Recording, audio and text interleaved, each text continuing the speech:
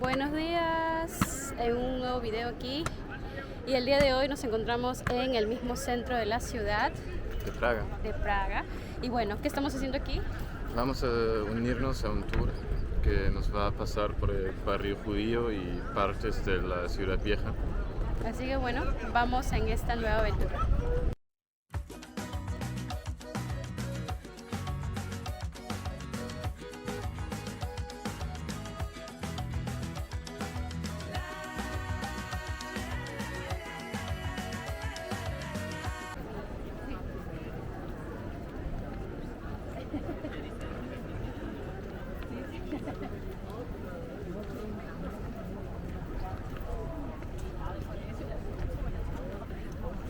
Villita gótica que estáis viendo ahora mismo y donde hoy día se encuentra el reloj astronómico, que por supuesto pasaremos por allí.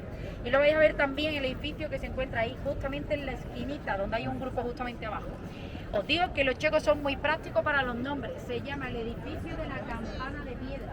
¿Por qué pensáis que se llama así? ¿Encontramos la campana? La estáis viendo todo, no está del campanario, ¿vale? Justamente abajo vais a encontrar esa campana de piedra. Ese gótico que va a estar caracterizado por la... Después veremos si lo consiguieron o no.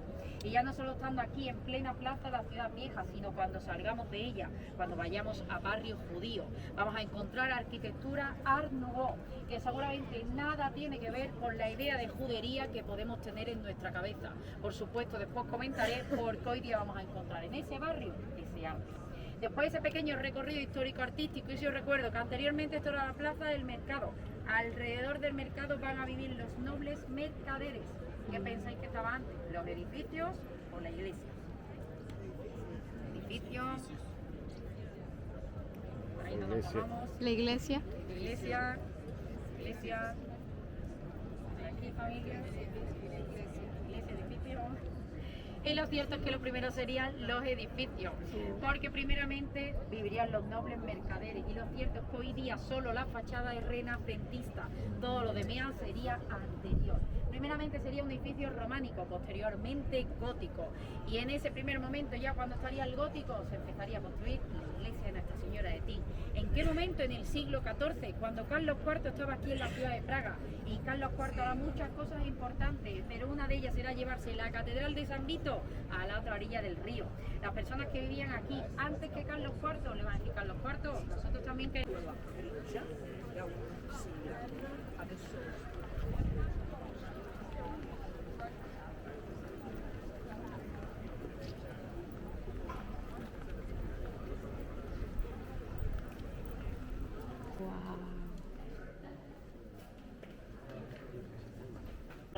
Con esta fachada como si estuviéramos en una cajita de zapatos, y dentro de, porque estaría dentro del patio de una de las casas de esos nobles mercaderes. Evidentemente, como podéis imaginar, Carlos IV le va a dar su visto bueno para que aquí pongan su propia catedral, pero no quiere que le haga rivalidad con la catedral oficial, la que se estaría construyendo en la fortaleza del castillo. ¿Qué hace entonces? Solo les deja el espacio de la plaza de la ciudad vieja. Pero ellos empezaron a buscar otra solución, porque evidentemente si la zona del mercado es la plaza de la ciudad vieja, mi zona de trabajo, allí no puedo poner esta iglesia, hasta que encontraron otra alternativa, que era ponerlo dentro del patio de una de las casas, que como hoy día vosotros mismos podéis comprobar, aparte que sigue quedando este edificio, evidentemente, podéis comprobar que en vuestra derecha sigue quedando todavía un poquito del edificio anterior, es decir, de ese gótico que vosotros mismos veis que es la misma piedra que está totalmente adosada a la fachada, incluso en las zonas.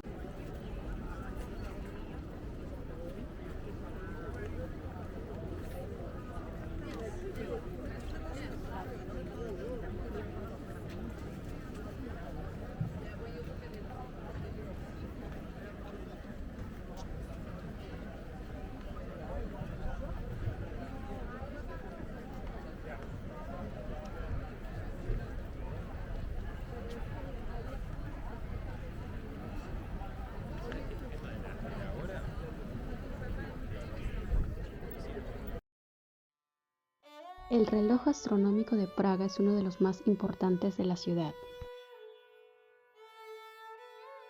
Cuenta la leyenda que su creador, el maestro Janus, fue cegado por las propias autoridades para que nunca pudiera replicar esta obra maestra en otro lugar. Y es que este impresionante reloj es una obra maestra medieval que combina arte, ciencia y leyenda y ofrece un espectáculo único cada hora en el corazón de la ciudad.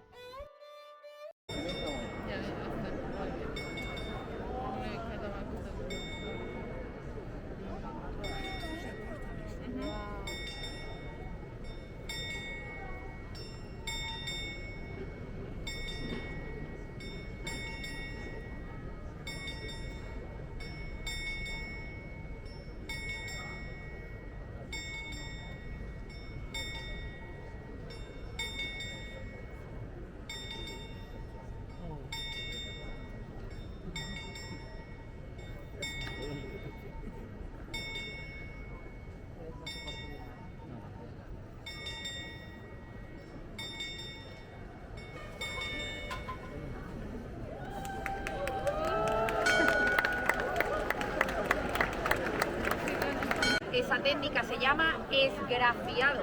Es una técnica que viene de Florencia, de Italia. Y si no os importa, me gustaría que lo tengáis en cuenta este edificio para la última de nuestras paradas, porque allí va a vivir Franz Kafka. Pero lo cierto es que hay algo más importante de ese edificio que por supuesto os comentaré al final de nuestro recorrido. Ahora cuando nos vayamos moviendo por el ladito del antiguo ayuntamiento, es decir, hacia nuestra izquierda, si no os importa, me gustaría que miréis al suelo, porque vais a encontrar 28 cruces blancas de las que vamos a hablar ahora en la siguiente parada. Vais a pasar más por aquí, ¿no? Entonces hay muy pocas y vais a ver que si hay alguna fuente son como las que veis justamente allí al fondo, que quiero decir como que lo que te hace es refrescarte a modo aspersor, digamos, ¿no? O sea, no es una fuente como tal.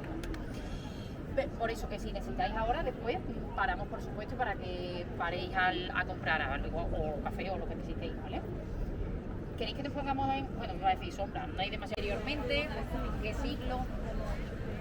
14. Siglo XIV con Carlos IV. Efectivamente, nos vamos a ir un siglo más hacia adelante, en este caso al siglo XV. Y ahora vamos a hablar de religión, de defenestraciones y de Jan Hus. ¿Alguien conoce a Jan Hus?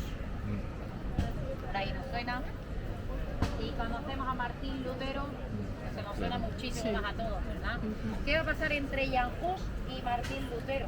Va a aparecer la imprenta, lo que va a hacer que entonces todos los escritos de Martín Lutero nos hayan llegado hasta nuestros días. Lo hemos estudiado, leído posteriormente, pero casi nadie nos ha hablado de Jan Hus, a no ser que llegamos aquí, a la ciudad de Praga, y empecemos a escuchar un poquito sobre él, e incluso lo vamos a ver representado en plena plaza de la ciudad vieja. Ese monumento negro que estáis viendo justamente ahí, vais a ver representado a Jan Hus con sus seguidores. Pero seguidores de qué diréis vosotros, ¿verdad? Nos vamos a ir al momento en que Jan Hus era católico y él va a entrar en la Universidad de Carlos a estudiar teología. Cuando empieza a estudiar teología y sobre todo cuando empieza a leer la Biblia, va a decir, oye, yo no sé si es que hay música que tendría lugar aquí, en la ciudad de Praga, toda la República Checa. Pero imaginaros que en ese momento va a predominar la Iglesia Católica. ¿Eso qué quiere decir? Que a Hus va a molestar un poquito.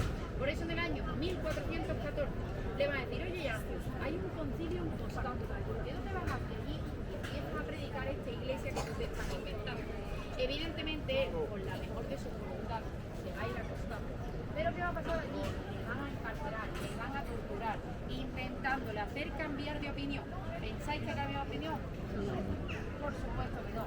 Ni muchísimo menos sabiendo que tenía el apoyo de muchísimas personas aquí en la ciudad de Praga que pensaban igual que él.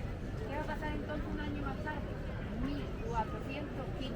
Le va a decir, oye, Jan Hus, ya que tanta tortura no te ha servido para nada, ¿por qué no te vas a dar un paseíto a ver si se te aclaran las ideas? Si necesitan comprar algo aquí, siempre busquen esta canastita que venden cosas muy cómodas, a diferencia de los que dicen solo supermercado nada más.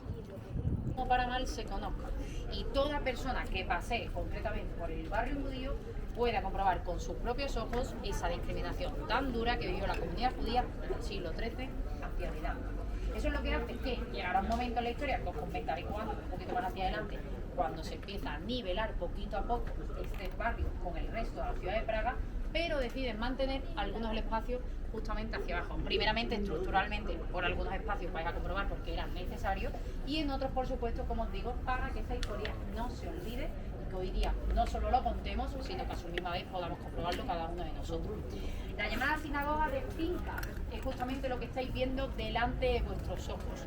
Y detrás de las rejas o vallas que estáis viendo, por supuesto, se encuentra la sinagoga, que como podéis comprobar, para acceder a ella ya solamente tenemos que descender. Lo cierto es que esta sinagoga es una de las más llamativas, primeramente por lo obvio, pero a su misma vez también de las más interesantes. Pero sí que es cierto, al menos desde mi punto de vista, es una de las más complejas de ver una vez que entramos en su interior. ¿Por qué? Hoy día esta sinagoga es un monumento, sobre todo en el interior, que rinde homenaje a toda la comunidad judía asesinada durante el Holocausto.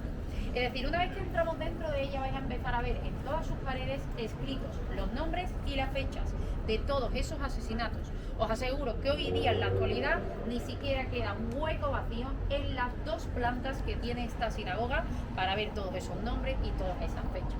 Además de ello hay una sala anexa en la que se exponen los dibujos de niñas y niños que estuvieron en los diferentes campos de concentración. Esos dibujos que posteriormente fueron cruciales para los llamados juicios de Nuremberg, donde por fin se pudo demostrar que sí que llevaron y asesinaron a muchísimos niños y niñas en esos diferentes campos de concentración. El cementerio judío comienza aquí, justamente donde estamos nosotros, llegando a Pinkas, pero va a ser nuestra siguiente parada. ¿Eso qué quiere decir? Que vamos a ir comprobando las grandes dimensiones que tiene este cementerio. Vamos a ir poco a poco rodeándonos, vamos a ir descendiendo un poquito más para llegar entonces a la puerta oficial de este cementerio.